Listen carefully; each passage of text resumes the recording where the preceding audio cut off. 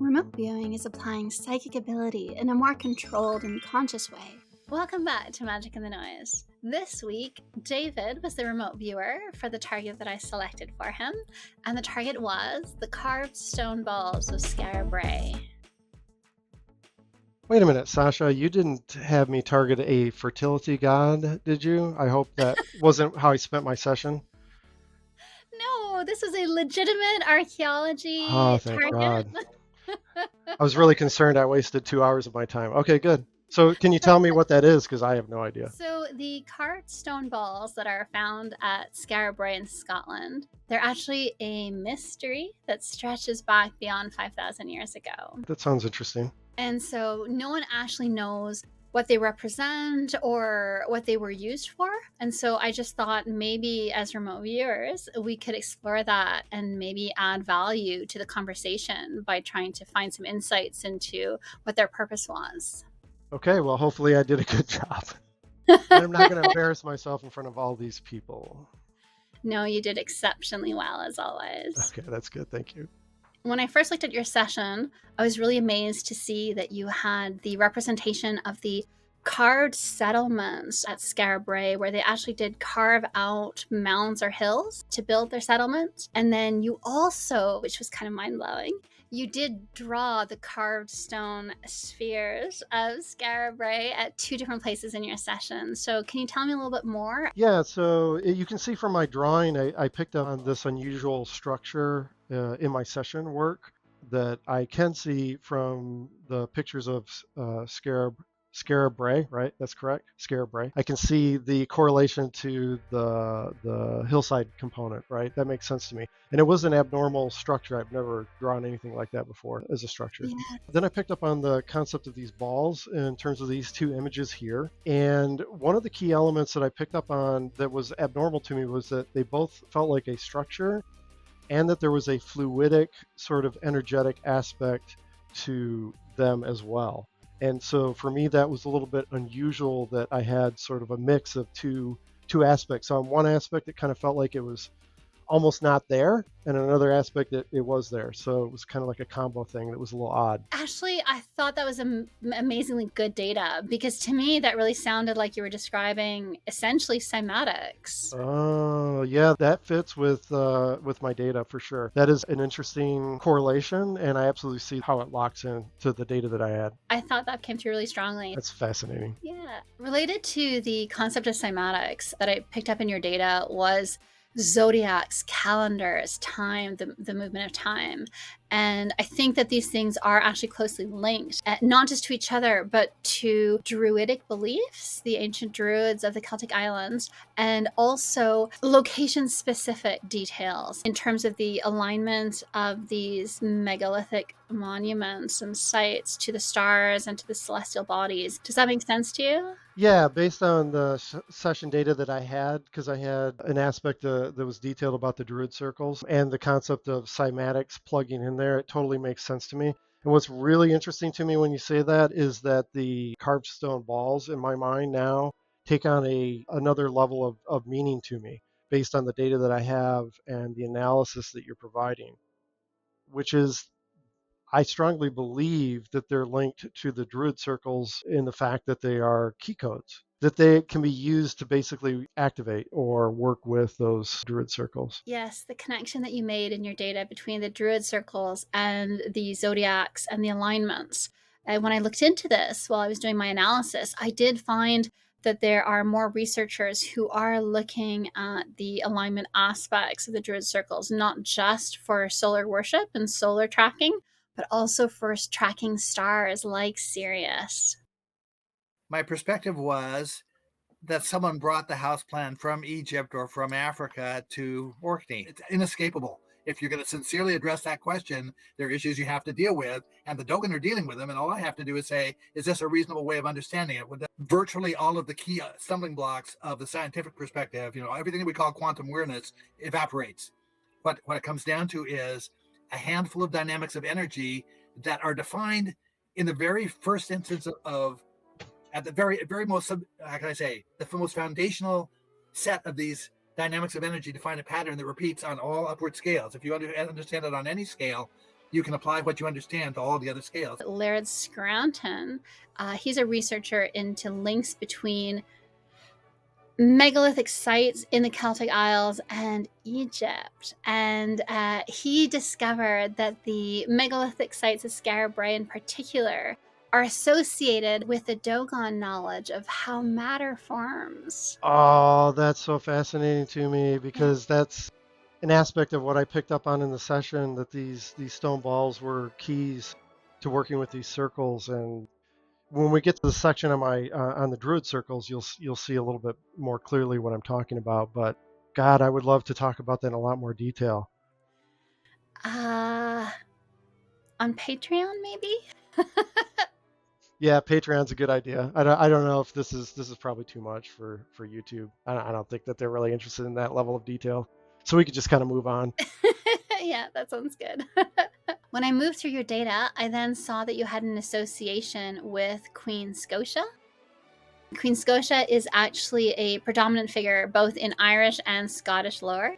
And in the myth, she's associated with this Egyptian princess called Meritaten. Yeah, that's interesting because I did pick up on the idea of a warrior princess type of figure who had a lineage of oracles and seers.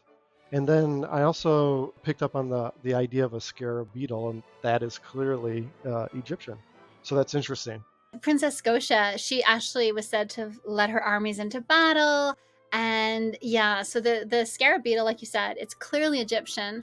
But for me, what nearly made me fall off my chair, to be honest, was the association with the name Skara Brae, because it's the scarab. That's funny. So it's like a double meaning. That's funny. And you know, the depth of your data, and because I know in your data you have the conceptual and the tangible, and you're strong on both. And so when I see something like that, that's exactly the kind of thing that I love in your work, is when you have this tangible, the scarab, which is Egyptian, and then it's like this wink at me, like also Skara Brae. Thank you. Yeah, that was amazing. Thank you. To me, it's very interesting to see the data because, like, I run the data. I have no idea what's actually correct or not correct or what I'm remote viewing. I get done with the session. I don't know what I remote viewed. I just pull the data. And then through your analysis, that's where my mind is blown by what you come up with. I trust your data, and I think that that helps in my analysis. It always is actually quite delightful to me that your sessions they're just so surprising and also very thorough. Thank you, Sasha. I appreciate it.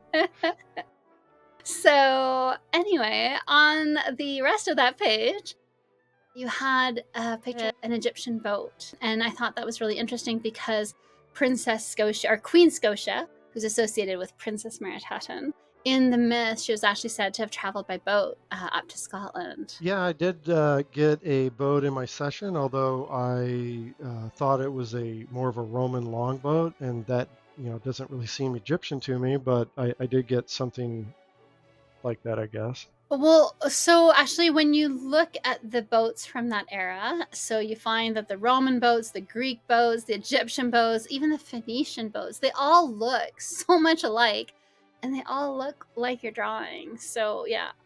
Oh, that's interesting. I see what you're saying now. Because in my mind, when I think Egyptian, I'm thinking like, reed boats, So yeah, this does look a lot more like a Greek or a Roman boat. Yes. Yeah. But it fits. It fits the myth. It fits the lore. And so, but before we move on into that stuff, I kind of do want to stay on the scarab beetle just for a little bit longer, if that's okay. Yeah, sure. You picked up on a cartouche, David. It was really clear to me when I turned the page and I saw this little Egyptian cartouche at the top of the page. Can you tell me a little bit about that? I did see something that looked like jewelry, and it had inscriptions on it. And the shape of it definitely does look like a cartouche now that you're showing me that through analysis. So I find that to be very interesting. Even on the same page, I drew a bunch of similar objects with a line between them, basically. That's actually one of the things. Cartouches, they do actually always have a line at the bottom to denote the direction in which you're reading them. Are you serious? Wow. That's interesting. That helps strengthen I think, the evidence for that conclusion. I do wish, however, there was a little bit more in analysis, but I do see what you're talking about, that these are likely to be cartouches. Okay, so actually, you doubt me. There is more evidence for it. Are you serious? Like what? The scarab is actually one of the hieroglyphics in the cartouches of both of Scotia's mother and her father. Are you serious? Yeah, that's one of the things that you do that's so remarkable. And I'll be marveling at your data and inspired by it, to be honest, right? As a remote viewer, I'll go through your page as an analyst in my analyst mode, and I'm just like, wow, this is what I aspire to do as a remote viewer. And then I turn the page, and then there's just more. There's just more to marvel at. And so You're very here, kind. You're very kind. and so here, there was a scarab beetle, and I'm looking at the hieroglyphs. I'm looking at the cartouches of Scotia's parents, and then I see that you mentioned the black snake in your session, and the snake is actually in Scotia's cartouche herself. No, come on, that's too much. Are you serious? Yeah, and so Oh I my found God. all the cartouches, and they're all on Wikipedia, so anyone can go check those out. Yeah. That's pretty wild. It's kind of magical, right? That's the magic in the noise. I guess, yes. That's true. I want to touch back on the snake that you brought up in my session. I had equated that with knowledge. I'm noticing in my session that I also had Scotia, the warrior princess. She also had the idea of knowledge and like hidden secrets. So to me, I see like there might be some kind of correlation between those two pieces, maybe. Yeah, okay, so, and this is where it gets really intertwined, and you start seeing history start to come into this a little bit more strongly, the history that we know of. A long time after Scotia kind of made her mark in Scotland and the Celtic Islands, we have the story of St. Patrick, who rid the Irish Isles of the snakes, right? And the problem with that is that there were never any snakes in Ireland. And so what we see now is that that's a metaphor for St. Patrick, the Catholic Church, ridding Ireland of the religion associated with snakes, which is the Druids. And that's that link to Queen Scotia in your session. Whoa. So you're telling me that the Druids are linked in to this through the snake and the knowledge component, and they're associated with Scotia? Because, oh, that's fascinating to me because of the information I picked up on in the Druid circle and how I can see that that's hidden knowledge. That's interesting. And the fact that you tied that in with the carved stone spheres, that was the linchpin that kept the data tangible.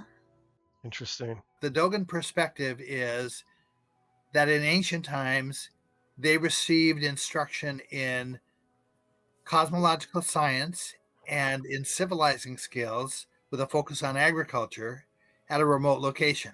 What we find on Orkney at 3200 BC is a series of megalithic sites that I recognized as the correct sequence of shapes that represent sort of the alphabet of how matter forms, the way the Dogon described it. Well, that's sort of what we have on Orkney at 3200 BC. We have these sites connected by a road that led to the Skara Brae village that a person could walk through, that basically they're walking through the stages of how the Dogon say matter forms. And the Dogon descriptions of how matter forms and the way they draw it, you can lay side by side with how Stephen Hawking or Brian Greene describes it, and you see they're talking about the same thing. We're talking about how universes form, how matter forms, how biological reproduction happens, and all the symbolism is shared symbolism among these themes. Let me talk about my impressions of the Druid circles. So I got the concept of these stones in a natural environment with trees, and there was energy moving through the region, like natural energy. And it made me think of Tellinger's work. Michael Tellinger. In North America, we don't really know much about him, but he does a lot of research on these stone circles in South Africa. He's found some interesting findings related to frequency resonances in these stone circles. And he found resonant stones that are associated with the circles. And that was a link that I thought was really interesting when I saw the resonance mentioned in your data. Yeah, that was interesting to me as well because the energy that was coming from the environment, I was having a hard time kind of describing it. It was unique or different. I actually picked up on kind of the concepts that the ancient peoples understood better how to use it, and they actually worked with it to manipulate things. Like I got the idea of maybe an acceleration of metallurgy or chemical reactions, and there were other concepts in there associated with consciousness as well. Well, see, that's the thing, right? Because with Tellinger's research, it seems like there's some kind of ancient tech, and no one can remember how it all worked. And I think you're giving us some clues in your session, and so I found that to be an exciting little tie in there. I see the Scarab as Skara Brae, linking to the name of the settlement, but also to the Egyptian lore and Egyptian Scotia, pointing to the idea that the site is a sacred site that incorporates the resonance of the Druid knowledge into their design. This is what I find amazing about remote viewing is that after you have contact with the target, you can start to pull in more advanced concepts and find so many different connections to things that you didn't know. Yeah, I find that quite fascinating as well. It's a bit like reading a profound and intricately written mystery book, which sounds boring, but it's actually really fun. Some of the additional information that I found in your session was tying this idea of hidden knowledge and an influence on consciousness. Can you tell me more? I picked up on the concept that these druid circles potentially were part of a larger network and that they had influence across a broader range. They might be using these circles or megalithic sites to affect consciousness. I think that might have been some of the knowledge that Scotia brought back from Egypt into Scotland. And we know that secret societies have a lot of ties both to consciousness and influences on consciousness as well as to Egyptian myths and lore. So I like that tied in with the carved stone balls in your data, and that you somehow very smoothly linked that to these programming language kind of ideas for reality that these ancient people maybe knew about. Yeah, I could definitely see if that's the case, if this data is accurate. I could see the power that the Druids would have using these tools and how it would be a threat to the Christians. So, David, you brought back a lot of information associated with the carved stone spheres of Skara Brae in your session. I had no idea about this target before I worked the session, and so I found it to be quite fascinating, and I'm very grateful that you gave me that as a target, so thank you. I'm glad you enjoyed it. I didn't expect to see this level of the depth of the knowledge, the tie-ins to the Egyptians, the tie-ins to influencing consciousness. You did a great job, so thank you so much. Thank you, but also your analytics is key to uncovering the totality of the information. It's not just the remote viewing. That alone is not enough. And so I'm very impressed by your ability to research and find the correlations in the analytics. Thank you, David. I appreciate that. You're welcome. And if you in the audience would like to see more of our remote viewing and our analysis, we're going to be putting more and more content up on our Patreon, right, David? Yeah, definitely. If you enjoyed this video, this content, you kind of want to see more, if you have ideas for what topics we could do in the future, leave a like, comment down below. If you've done a remote viewing session on Skara Brae, please send that to us. We would love to take a look and see if there are any corroborations. Anything else? No, I think that's it. I appreciate the viewers for watching. Yeah. Thank you. Thank you. Good night. Bye.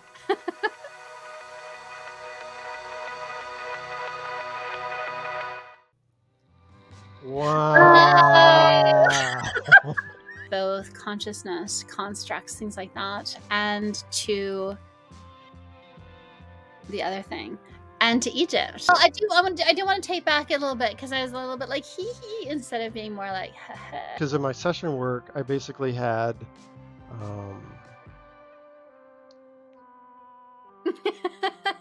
Nobody knows what you had in your session work.